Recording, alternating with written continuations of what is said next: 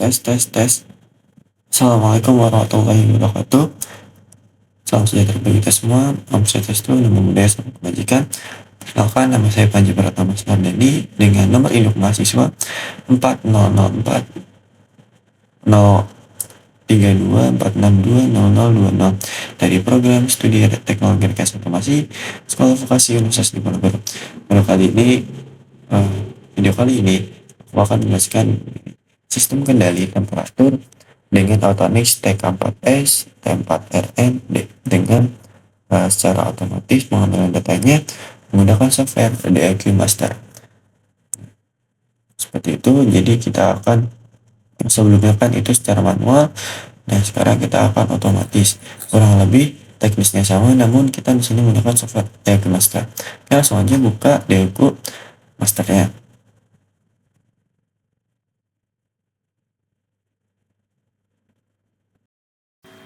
Nah, teman-teman jangan lupa dihubungkan dengan modulnya dengan laptop yang sudah terinstall di IQ Master. Nah, di sini dia tuh ada tabel USB yang mencolokkan dengan laptopnya, teman-teman. Nah, di sini dicolokkan seperti itu ya, teman-teman.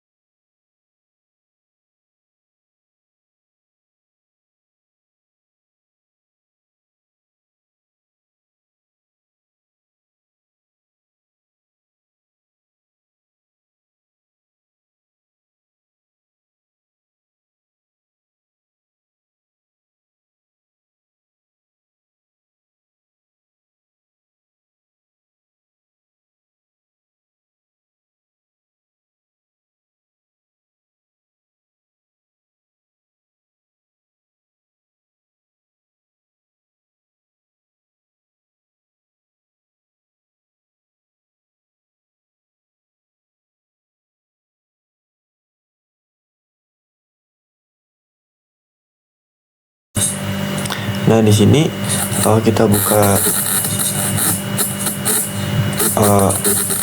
oke, aku buka dulu aja di videonya. Nah, di sini terlihat sebuah grafik yang mana rise time-nya ini paling cepat ya teman-teman. Waktu 10% ke 90% set value-nya. Lalu di sini ada peak time-nya, waktu puncak pertama. Di sini tidak ada peak-nya yang paling jelas, osilasinya itu cepat. Lalu ada maksimum overshoot-nya, ini terkecil, nyaris nggak ada. Terus ada settling time-nya itu paling cepat juga, mencapai limit cycle-nya. Terus di sini steady state error-nya itu bisa dibilang nihil ya teman-teman. Terus amplitude frekuensinya ini 1,5 derajat Celcius yang udah aku bilangin sebelumnya. Lalu the frekuensi cyclingnya ini lumayan sangat tinggi teman-teman. Nah, di sini langsung aja kita buka percobaan 2-nya. Kita analisis dulu pada percobaan 2. Nah, yang mana pada percobaan 2 di sini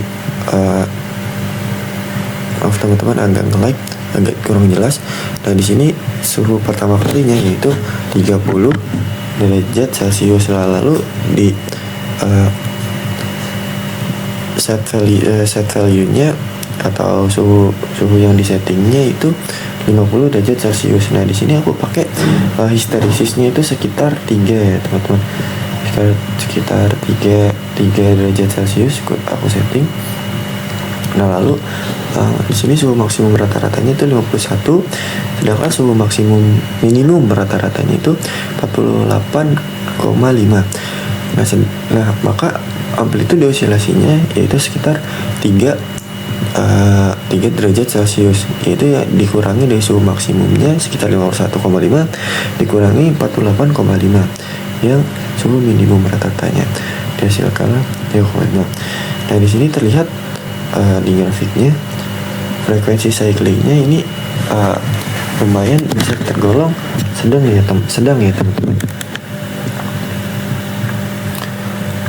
Nah, kenapa cyclingnya sedang?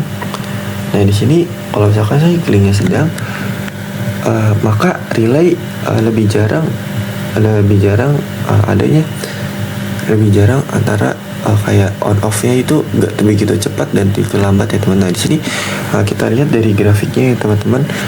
Nah, yang mana di sini aku lihat dulu yang pertama on off-nya dulu yang dinamakan dengan grafik warna hijau ini sangat ada waktu jeda yang cukup lumayan lama ya, sedang lah jadinya. Lalu tidak ada begitu yang on off-nya yang terlalu cepat ya. Lalu di sini ada rise time-nya di sini terbilang cepat. Nah, tapi tidak secepat yang percobaan 1 ya teman-teman. Lalu di sini ada peak time-nya, waktu ke puncaknya, yaitu ini lumayan cepat ya teman-teman, jelas cepat. Lalu ada adjustment cepat, maksimum overshoot-nya ini ada namun kecil ya teman-teman. Lalu dari settling time-nya di sini settling time-nya itu bisa tergolong cepat ya teman-teman, namun masih cepatan percobaan 1. Lalu ada steady state error-nya yaitu nihil. Lalu ada amplitude fluktuasinya itu sekitar 3 derajat Celcius. Lalu ada frekuensi cyclingnya yaitu sekitar itu lumayan sedang. Nah, di sini kenapa frekuensinya sedang? Di sini ini yang lumayan baik ya teman-teman, karena misalkan di sini kan aku pemanasnya tuh aku sebuah lampu, atau misalkan di sistem lain itu sebuah relay, biasanya itu sebuah relay. Nah, kalau misalkan on off-nya itu cepat, lalu banyak on off ya, atau cycling sangat cepat, nah itu bisa umur dari komponen yang digunakan itu akan berumurnya sangat pendek atau terlambat ya teman-teman. Nah, di sini makanya percobaan 2 ini sebenarnya nanti kita lihat dulu percobaan 3 lalu kita simpulkan mana yang terbaik. Nah, untuk percobaan ketiga, nah di sini coba maaf masih agak ngedit. Nah, di sini suhu pertama kalinya yaitu sekitar 20 mana nih teman-teman, bisa dilihat.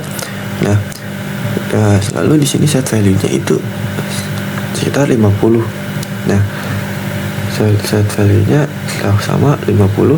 Nah, di sini maka aku hitung lagi parameternya, yaitu suhu maksimum rata-ratanya 53, suhu minimum rata-ratanya itu sekitar 47 derajat Celcius.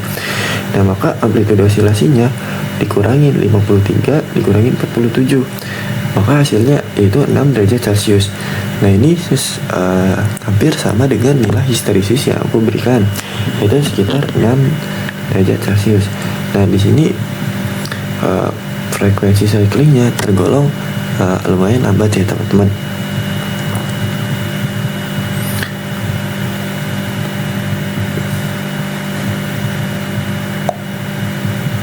Nah, di sini kita coba analisis kembali dari nilai-nilai grafiknya apa saja. Nah, maka di sini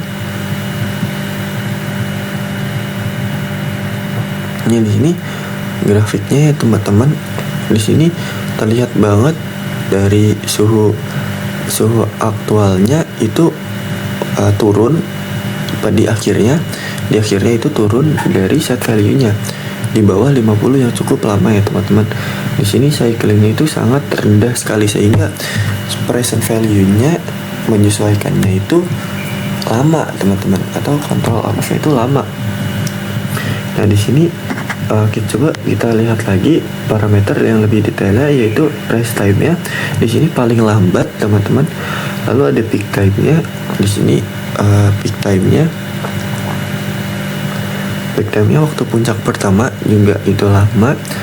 Lalu overshoot-nya, maksimal overshoot-nya ini tergolong paling besar ya teman-teman. Meskipun di sini tidak begitu terlihat sangat jelas, namun jika dibandingkan dari 3 percobaan tadi, ini termasuk tergolong yang terbesar. Lalu ada settling time-nya juga, ini tergolong lambat ya teman-teman, paling lambat. Lalu di steady state error-nya ini nihil. Nah, lalu dari amplitude fluktuasinya di situ 6 derajat Celcius. Nah, di sini frekuensi cyclingnya yaitu bisa tergolong rendah. Nah, maka sebenarnya dari 3 percobaan tadi, maka dapat disimpulkan yang terbaiknya itu sebenarnya percobaan 2. Kenapa percobaan 2? Alasan utamanya yaitu keseimbangan dan akurasi dan keawetan. Pada percobaan 2 memberikan amplitude fluktuasi sekitar 3 derajat Celcius yang masih dapat diterima sambil menjaga frekuensi cyclingnya on off berada pada tingkat yang sedang. Lalu ada kepraktisian dalam aplikasi dunia nyata. Nilai histeresis dipilih untuk menyeimbangkan kebutuhan akurasi proses dengan kebutuhan umur controller dan aktuator relaynya. Atau relay. Percobaan 2 menunjukkan keseimbangan yang optimal.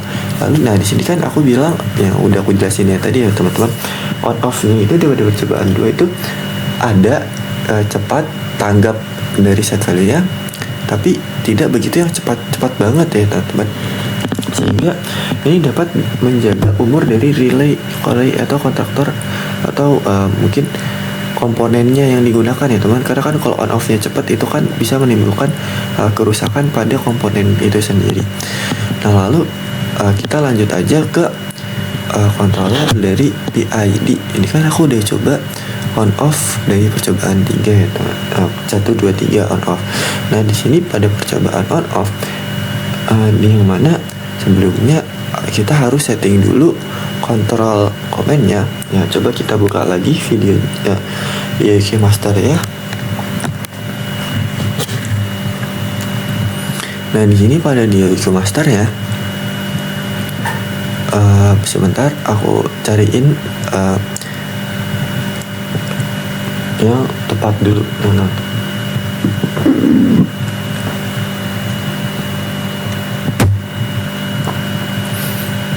Sebentar. Mana ya?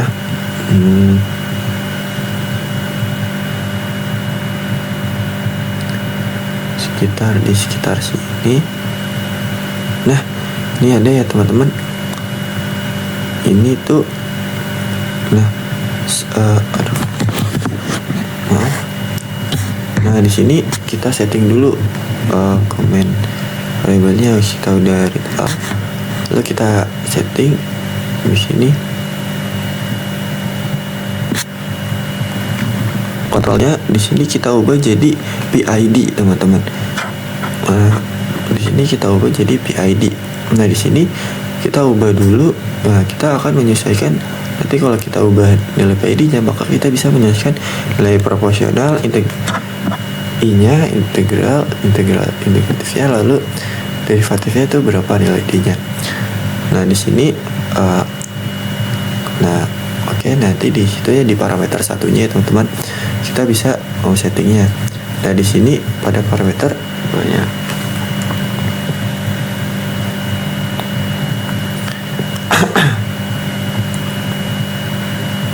Nah, di sini kita lihat dulu aja PID. Ini aku melakukan beberapa kali percobaan. Yang pertama itu aku menyesuaikan dulu nilai proporsionalnya terlebih dahulu, lalu nanti aku sesuaikan. Jika aku sudah nemu yang mantap, yang mantap, maka aku langsung ke P-nya dulu, ke P-nya. Kali P-nya udah bagus, lalu I-nya, lalu ke D-nya. Nah, lalu kita bisa lihat di sini ya, teman-teman, nilai proporsionalnya. Nah, di sini ya, di parameter 1, di sini ada parameter 3. Nah, di sini kita lihat dulu nih value-nya. Nah, di sini aku nilai 10, lalu yang I-nya itu aku kasih nilai 0, teman-teman. Nah, di sini dapat dilihat nih nilai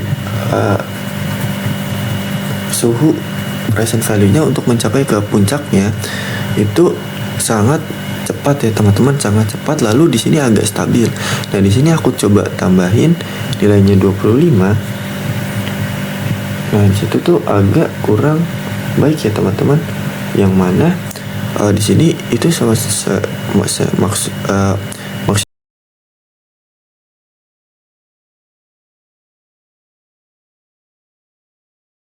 proporsionalnya itu 25. Seperti itu. Ini lebih baik kalau dibandingkan, lebih baik nomor 10 ya, teman-teman. Di sini bisa dilihat nomor 10. Nah, lalu kalau misalkan aku tambahin proporsionalnya, nilainya menjadi 35. Dan di sini terlihat maksimum overshootnya ini sangat besar sekali ya, teman-teman.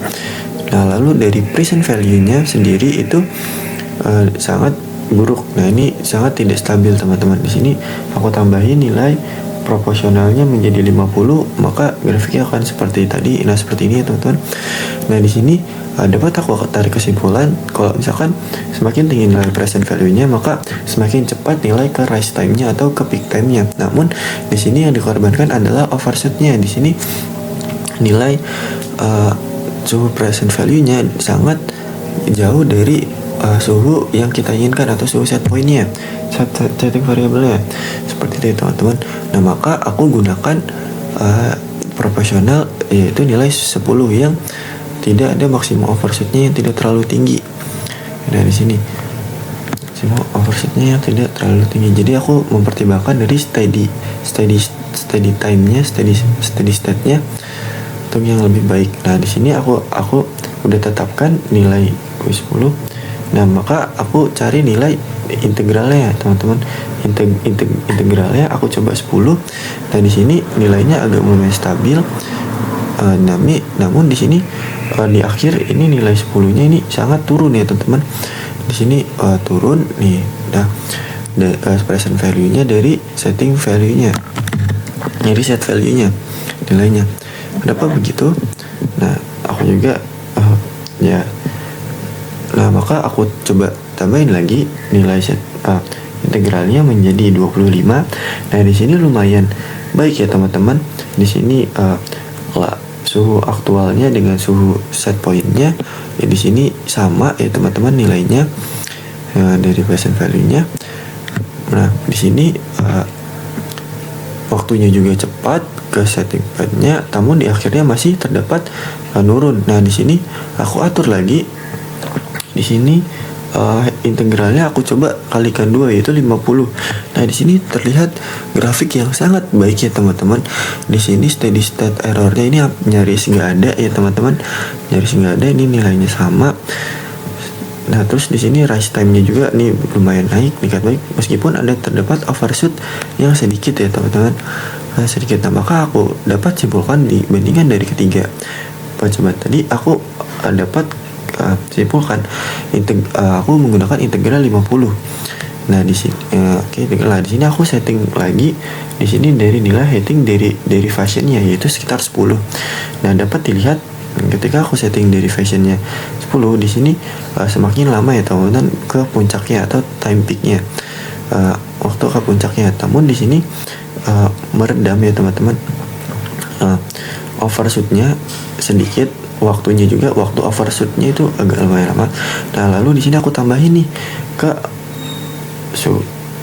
value ke 20 ke sekitar 25 ya teman-teman. Maaf, bukan ini aku ya sekitar 25. Nah, ini aku atur. Nah, di sini 25 ya teman-teman, grafiknya dapat dilihat.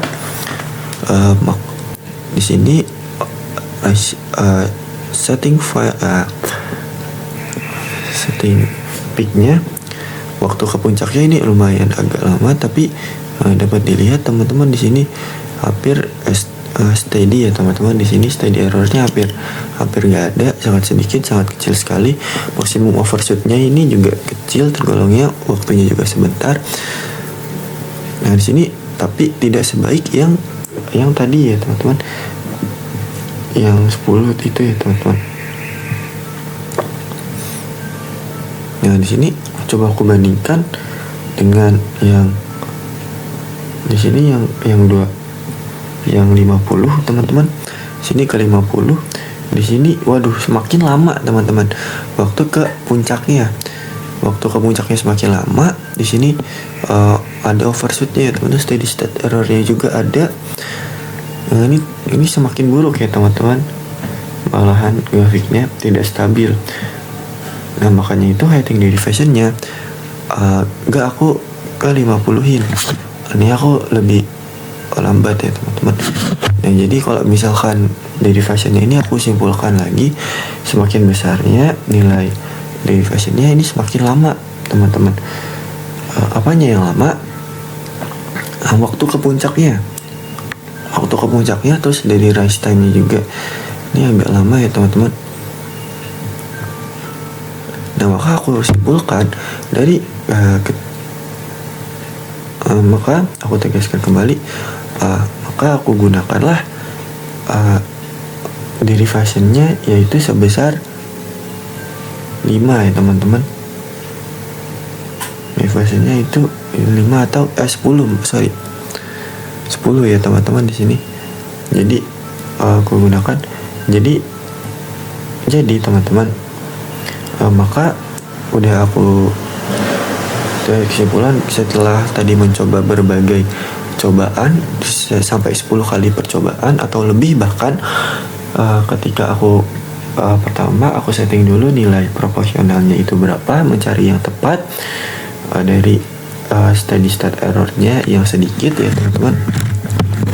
Lalu di sini aku atur lagi, kita sudah mendapatkan steady errornya sekitar 10 nilainya 10, lalu aku kasih integralnya dari 3 percobaan, maka aku dapatkan nilai integralnya itu sekitar 50. Di sini yang overshootnya yang tidak begitu terlihat ya teman-teman.